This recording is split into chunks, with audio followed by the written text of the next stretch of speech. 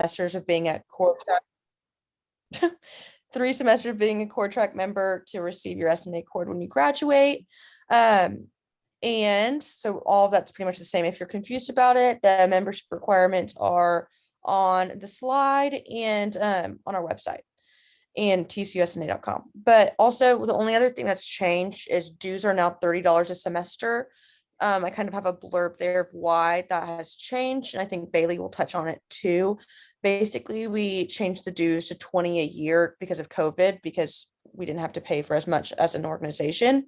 But now that things are kind of starting to get back to normal, our dues are returning back to what they were. So that's the reason why it's not like we just hiked it up a bunch. That's what it has always been in the past. And if you have any concerns about that, you can always talk to China, our treasurer. And yeah, everything else is pretty much the same. The public roster, if you want to look at your membership status, and I will update that this week. So other than that, reach out to me if you need anything, and I hope you'll have a good semester.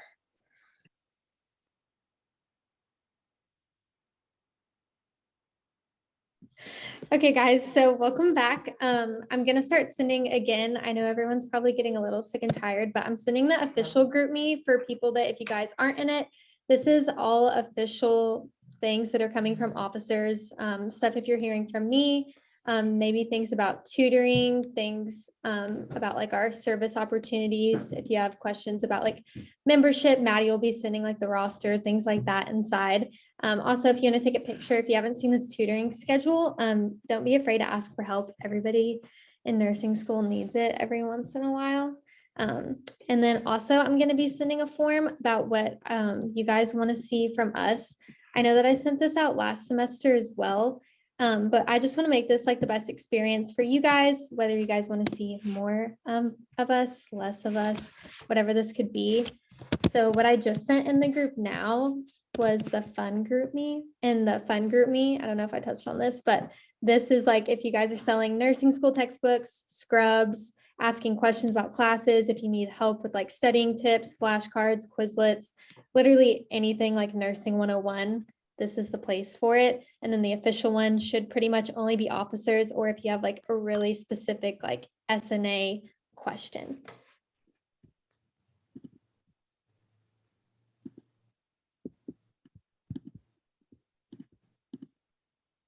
And then, so I'm just sending the improvement form if you guys want to fill that out. And then my next / last thing that I have is the Harris College cabinet meeting. So if you guys could fill out this Google form, this, if I have to say anything, please, please, please fill this out. I want to know what you guys like about the nursing program, what you don't like, what you want to see change. If you have any ideas for improvement, I'm on the cabinet board to talk with the dean. And a bunch, there's like 3 or 4 of us. And so we're meeting with the dean in like 2 weeks.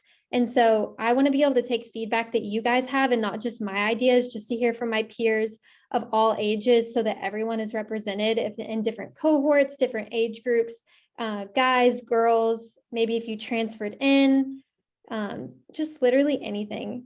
I know there's tons of stuff that I don't know, or maybe that like you guys have experienced that I haven't. So this would be so helpful. And if you guys actually fill this out, we can start to see changes and things that you don't like, or maybe keeping things that you guys really do like and really emphasizing that to the dean. So I would appreciate it if you guys could fill that out. Thank y'all.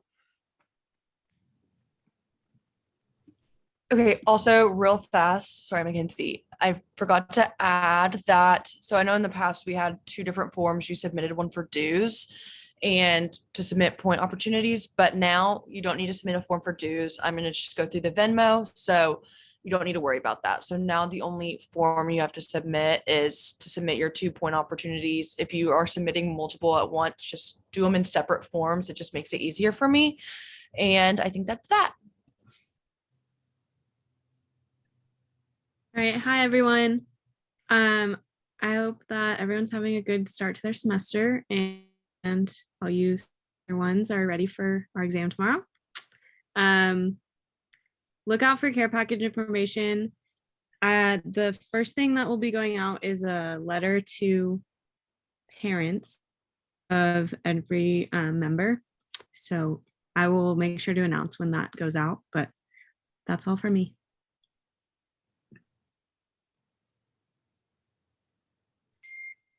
Hey, so I hope everyone had a great break and good luck on exams tomorrow. I know a bunch of cohorts have them. And then make sure you're following the Instagram and staying up to date on the website, just because we are posting like tutoring opportunities, and we're going to be posting all of the point opportunities for community service. And then try to put any nursing photos you have, like if you have white coats this semester, try putting them in the photo circle. And that's what the QR code here is for, because it's hard to try to track down all of the photos that y'all post. And I want to feature you guys on the Instagram some more. So thank you.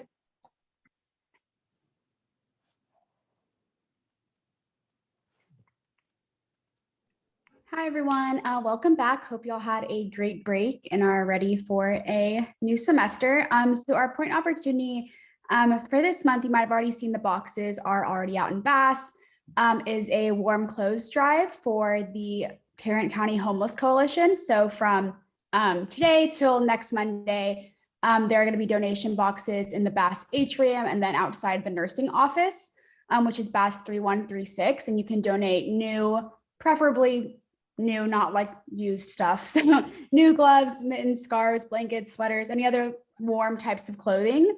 Again, donations boxes are in Bass. Another possible point opportunity, if you donate blood anywhere at all, submit proof for a point, because there is a current blood product shortage. So please donate if you can, and that is a point. And then this QR code is just a Google form that I made for y'all to fill out to give me feedback of anything I can do better or what kind of opportunities y'all would like to see this semester. So if some of y'all could fill that out, that would be fabulous and give me a better idea of what to do moving forward. And as always, email me if you have any questions.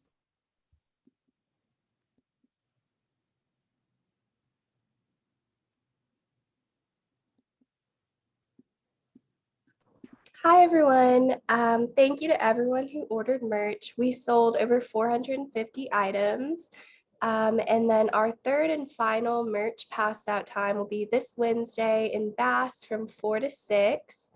If you ordered the black full zip fleece jacket from like a few months ago, I think there's only like 4 that haven't been picked up yet. But if you're one of those 4, please come pick them up this Wednesday.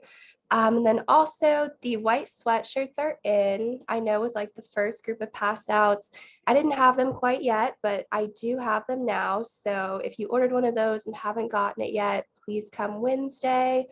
And yeah, if you're not able to make it on Wednesday, feel free to text me and I would be happy to work with you. Thanks.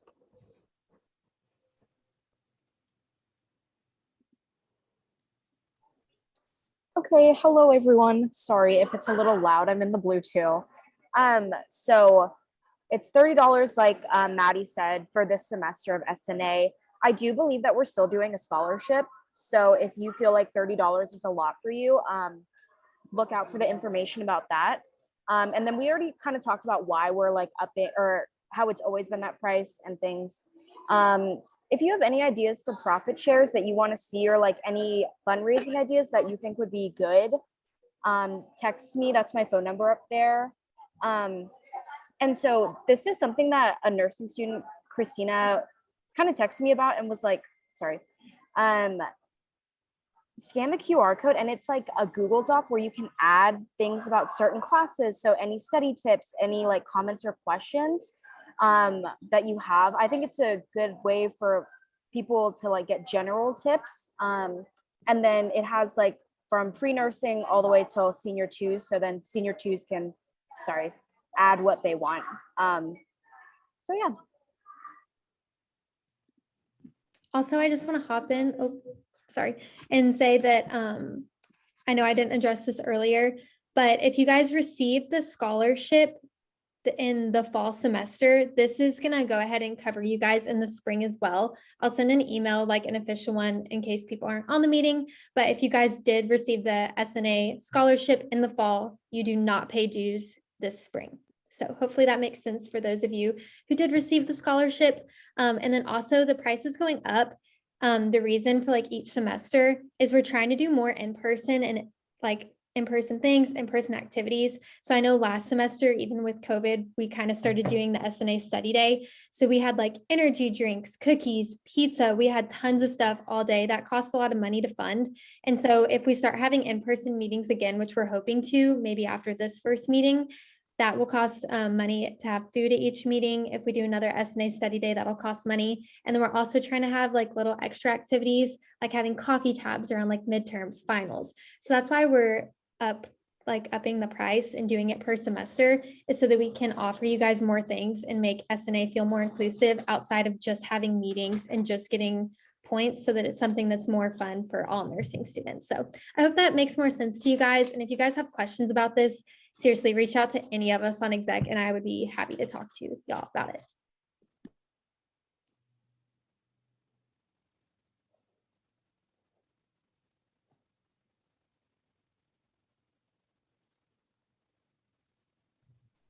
Okay, guys. Hi, everybody. Welcome back to campus. Today's speaker is Katie. She's actually a TCU grad, class of 2017. She worked in the PICU at Texas Children's for about 4 years, and now she's actually coming back to TCU and pursuing a nurse anesthesia degree to be a CRNA. So that's really awesome. So she's going to come on here and kind of talk to us about like what it was like being a new grad, what it was like in the PICU and at the hospital and everything. And then now that application process and everything for CRNA school, which I know a lot of y'all are interested in. So be ready to ask questions. And Katie, you can go ahead.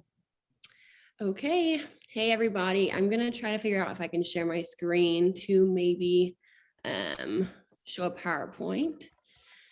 Let's see. I hope that works, everybody. Maybe. You might need to be a co-host. Bailey, can you make her a co-host? Oh, no worries. I don't have to do the, I don't have to. She should be a co-host now. Oh, okay. Perfect. Let me see.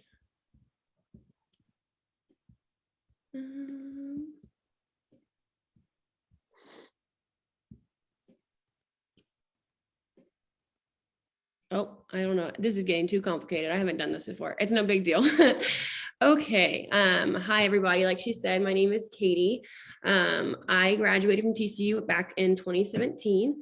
And I was a member of SNA. And so I just volunteered to come back and speak with you guys. When I was on SNA, I think we only had about 35 members though. So this has grown significantly, which is awesome to see.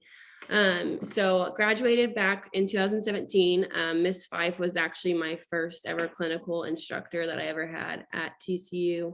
And she was the best. So a little bit about me. I went on to work at Texas Children's in the pediatric ICU. I loved it. I don't want anyone to think that I'm going to pursue CRNA because I did not like nursing. I truly miss it. And I loved nursing for sure. I think that when I graduated, I knew I wanted to do critical care, but I was uncertain for sure if I wanted to do adult ICU or pediatric ICU. And so it was kind of a toss up because back when I was in nursing school, we weren't really exposed to the pediatric ICU. It was too intense for us to kind of see what was going on in that unit. But luckily got offered a position in Houston at Texas Children's, which I'm from Houston and had always heard great things. So I accepted a position there. And what I will say that I love the most about PICU is I feel like kids are much more resilient. So they decompensate a lot quicker. So you need your assessment skills to be on point, but also I feel like they bounce back a lot quicker compared to adult ICU patients. The other thing that I really loved was getting to spend time with parents and loving on them and investing my time when they were there for months, maybe even a year, and growing really good personal relationships with them. In comparison to, an adult ICU, you might have a visitor here and there, but in the PICU, you have these parents who are at the bedside day in and day out. And even though you have an intubated patient that might not be able to talk back to you, you have these parents that you're able to, interact with and really pour your heart into and care for them as you're caring for their child. More about my PICU specifically, Texas Children's is a huge hospital. I'm sure most of y'all know. They recently built a legacy tower, which is 6 floors of critical care for pediatrics specifically. There's 3 floors of PICU general, and then there's 3 floors of cardiovascular pediatric ICU. What I loved specifically about PICU as well is that a lot of adult ICUs, you have to pick a subspecialty. So are you going to do neuro? Are you going to do cardiac, trauma? Which one are you going to go into? In most PICUs, you're going to see everything. You're not going to have to limit yourself, to a specific type of critical care nurse. The other huge benefit that I love about being a PICU nurse is my age range. So a lot of NICUs are clean NICUs, which means as soon as the baby leaves the hospital, if they have to be readmitted, they're coming to PICU. So I would have patients that were as young as possibly 5 days old up to possibly a 30-year-old. So it's just a huge spectrum of nursing that you're getting to see in the PICU, which I really enjoyed getting to see. Saw everything from trauma patients, gunshot wounds, transplants, drownings, anything kind of intense like that.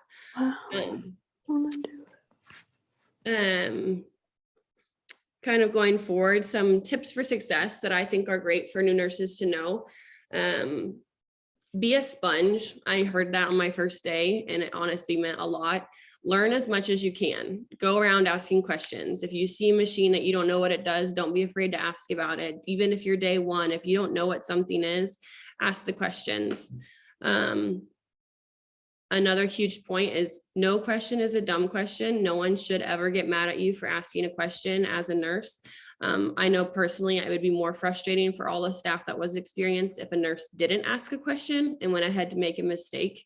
It was just better off if you would take the time and ask for help if you needed it versus try to do it on your own.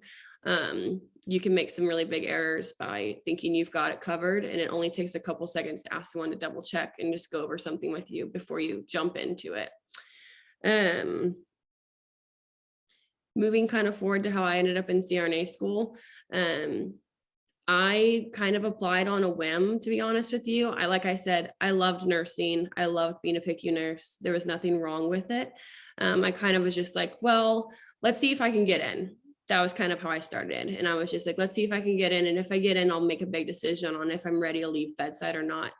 The application process for CRNA school is different because different programs require different things. So some places require chemistry and organic chemistry. Luckily, TCU, when I was applying, did not require me to take those prerequisites, so I didn't have to. But you do have to take a GRE. You have to have your critical care registered license, and most places like you to be an ICU nurse for at least 2 years. Speaking of, it is red flag number 1 to any ICU if you walk in as a new grad and you're like, I'm here to be a CRNA. I can honestly say that most of my classmates in CRNA school did not use the ICU as a place to check a box. We all invested ourselves in the ICU. We became very strong critical care nurses. Most of us were charge nurses. Most of us were code responders. Most of us were preceptors. We didn't just see the ICU as a stepping stone, and we didn't try to jump ahead. Build a solid foundation before you're ever starting to think about potentially going into CRNA school. And it will help you out a lot, I promise, versus trying to jump ahead and just jump right into CRNA school. What else do I want to say? I have little tips. But I kind of think that's most of it, to be honest with you. I didn't have a ton prepared, and I know we all have tests and stuff coming up, but I'm willing to talk about anything that y'all have questions about. If you want to talk about what CRNA school looks like, or more about what PICU looks like, or anything like that, you can either put it in the chat or ask me. So I've always heard that to be in CRNA school, you have to not be working or doing anything. Is that true? Yeah, so that is correct. But TCU, luckily, most CRNA schools are 3-year programs. So to commit for 3 full years without having an income is a huge commitment to a lot of people. Luckily, TCU has tried to give you the benefit of the doubt. And so they let you work for the first year, basically, and knock out some online courses. So all of your writing courses and most of your research courses, they let you take online and you continue to work. And then it's basically 2 years that you're not able to work anymore. So it is very different than a nurse practitioner program, where most people work through a nurse practitioner program and they might just go part-time during clinicals. But for us, it is, you work for maybe a year, and most CRNA programs are not like that. TCU is one of the only ones who is like that. Most of them you do have to quit for full 3 years. Okay, I have a lot of chat questions. Let's see. What makes someone stand out in the interview process for PICU nurse? So I don't know if this is still a thing or not, but back when I was in nursing school, between your junior and senior year, nurse externships were a huge deal. I was a nurse extern at MD Anderson in Houston during that time, and I thought that was a great learning experience. But honestly, anything that you can put on your resume besides just being in nursing school, if you can work as a nurse tech during the summer, if you can get some good volunteering opportunities. I know some classmates worked at like summer camps as nurses or things like that. All those things look great.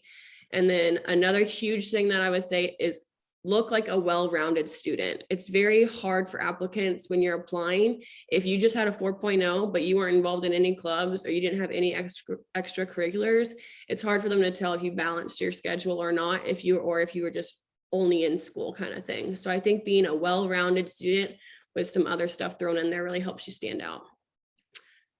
How does the schedule of a CRNA differ than an RN in the hospital? So that honestly, I can't answer for sure because like I'm still just barely dipping my toe in the CRNA water right now.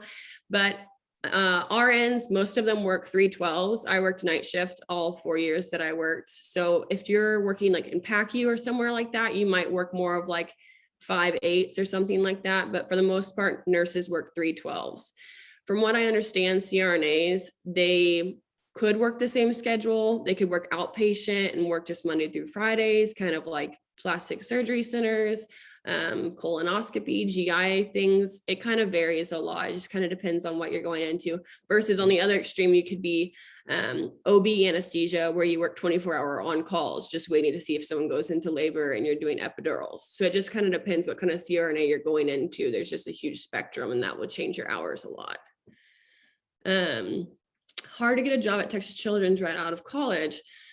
So luckily, I honestly feel like most hospitals are short right now.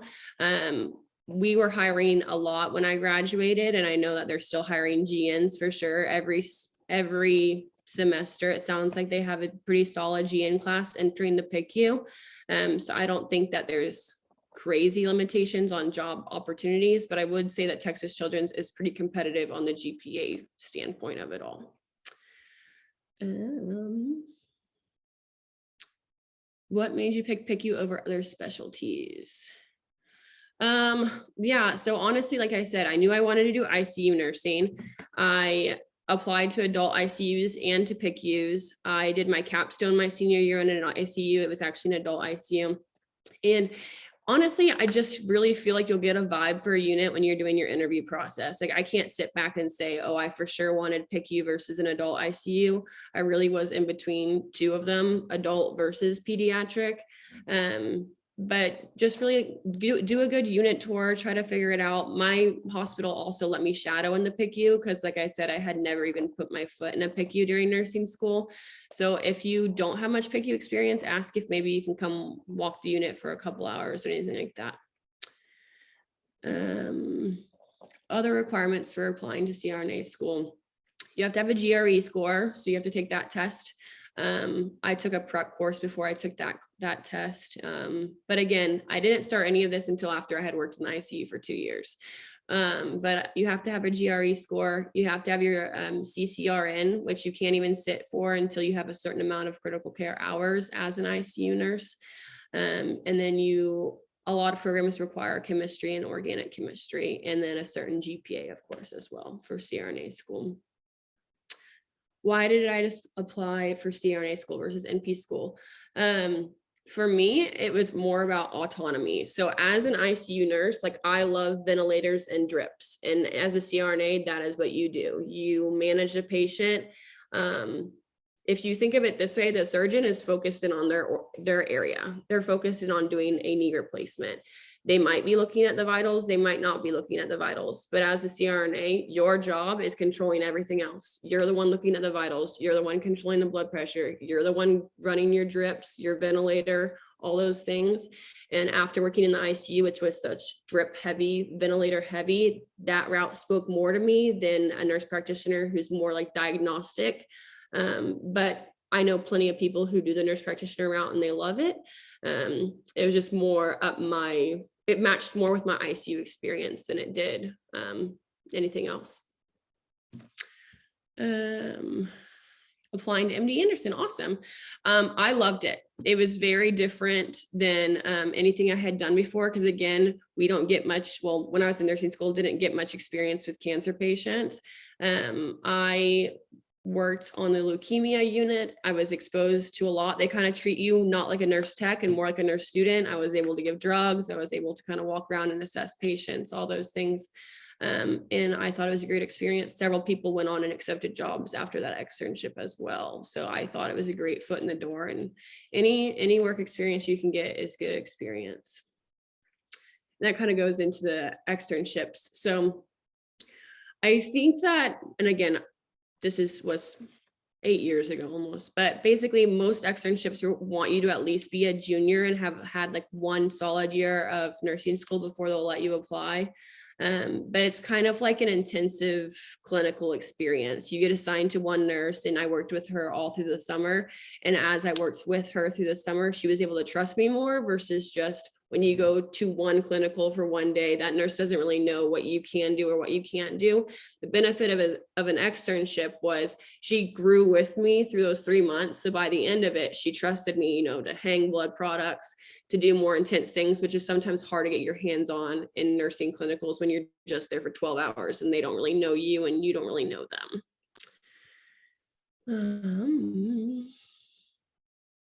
I'm loving the questions. I'm trying to keep up with them though. What field do I want to do specifically? I have no idea, to be completely honest with you. I think coming out of the PICU, I loved it, but I will say this, working in an ICU for anyone can be emotionally tolling. And I don't know if I still want to continue with intense critical things like that. I don't know if I specifically want to be, doing the crazy cardiac surgery, anesthesia, or things like that. I really do think that OB anesthesia sounds interesting to me, or something maybe a little bit more stable patients than, crazy ICU patients that I've worked with for the last 5 years. I think I might want a little bit slower pace, but to be determined. In CRNA school, you rotate through them all just like you do in nursing school. So don't know yet. And that kind of answers the next question too. I have nothing against pediatric anesthesia. I just kind of think I'll have to figure out what I want to do from there. Interview process for externships and jobs. We used to have some great resources at TCU where they would help you kind of with like interview questions and things like that. And I'm sure they'll tell you about this, but most nursing interviews, even for CRNA school, externship, everything like that, they're very situation based. So what I've always done is throughout work experience, I kept a note on my phone. And anytime there was any kind of patient situation that stuck out to me that I was like, oh, that was, a difficult situation, or those kind of questions they ask you a lot, just keep a running tab on your notes on your phone and it'll be easier to pull from. And then whenever I had an interview, a lot of them are now on Zoom, I would kind of keep that paper in front of me. And if they asked me, tell us about a time when you had a difficult situation, I kind of already had prepared patient stories, but that's what they want to hear the most of is, patient experience. What did you do in clinical as a nurse? What did you learn from that? All those kinds of situations. That's how most interview questions are going to go. Aspects of being a CRNA, the autonomy, honestly, I think that I was ready to take the next step and move on with my nursing education. You get a lot of autonomy in the ICU for sure, but I just kind of like the idea of, I get to run my own show. Of course, there's an anesthesiologist if I need their help or anything like that, but you just have a lot more autonomy in that field compared to bedside nursing. pediatric or adult. So most CRNA schools will take PICU in any adult ICU. That some of them do not take NICU. TCU does take NICU experience, but that's the only unit that some other CRNA schools that I saw did not take. But most of them do take PICU because, like I said, a lot of my patients were around 15 to 18 anyway. You know, they were almost like adults.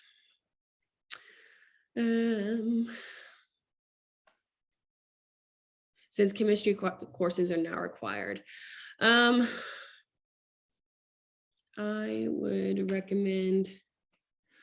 recommend focusing on nursing stuff right now. You know, later on, you don't realize this, but when you're actually working as a nurse, so focus right now on graduating and becoming a solid nurse and building that foundation. When you are a working nurse, most of you will work 3 days a week. Those other 4 days, you will have time to do the chemistry course. You will have time to do those things. I would not make those a priority right now. Like I said, I took a GRE prep course on my days off, and I had plenty of time to do that. I took a CCRN prep course. So focus on those things down the line. I know that like a lot of people want to start knocking off the chemistry and things like that, but worry about foundational nursing stuff first. Shadow and volunteer. Yeah, for sure. I don't know exactly. I can't really help you with that front with the question is about shadowing during COVID times and how it's hard to kind of get your foot into. Reach out to as many people as possible. I don't know exactly how, it's just changing all the time. Units are changing day to day on what they're allowing for visitation or not allowing. So reach out even at your clinicals, reach out, you know, if there's a nurse you really click with at your clinical site, and maybe ask them if they would let you kind of shadow or get to know some more people in the unit, but I can't really help you on that one. I'm sorry. But overall, I think that's all. If anyone else has any more questions, I thought those are good questions.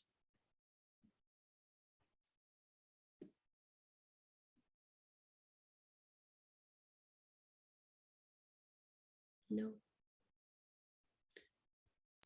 Thank you so much, Katie. I don't know if there's any other questions or if you had anything else to say. I think that's it, but thank you guys so much for allowing me to come talk to y'all, and best of luck through nursing school. You're gonna make it. It's tough, but you'll make it, I promise. Thank you so much. We really appreciate you coming on and sharing with us. No problem.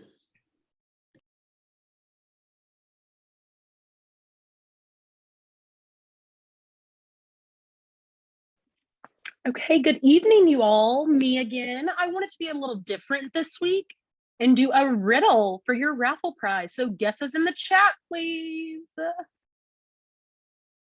Or don't. Oh,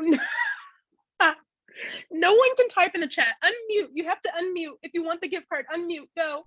Dutch Bros. Dutch Bros. Okay. Oh, I have two. I have Lauren Mitchell, Ariana. Third one. One more. Dutch Bros. Dutch Bros. Okay, perfect. Kelly Bertrand. Okay, that's really awkward. Sorry, guys. If you Bailey's making fun of me. If you could please DM your email to Bailey Alexander. I mean, no, what? I'm so sorry. I'm so sorry. Zoom chat Bailey your TCU email, and that gift card will be coming to you shortly. Thank you all so much for the participation. Thank you, Felice. That was good. I'm gonna send the attendance link in the chat. If you guys are on your iPhones and you're not able to see it, don't panic. Also, don't freak out if you click on it and it takes you to engage. It's going to register you as attended. It says it at the bottom, like really quickly for 1 to 2 seconds that your attendance has been recorded. So if you're on that page, your attendance has been recorded. Don't freak out. After this, y'all are good to go. Thanks for coming to our January meeting, and we'll have our next one in February, and I'll send more details about that if it'll be in person or on Zoom in the group meet.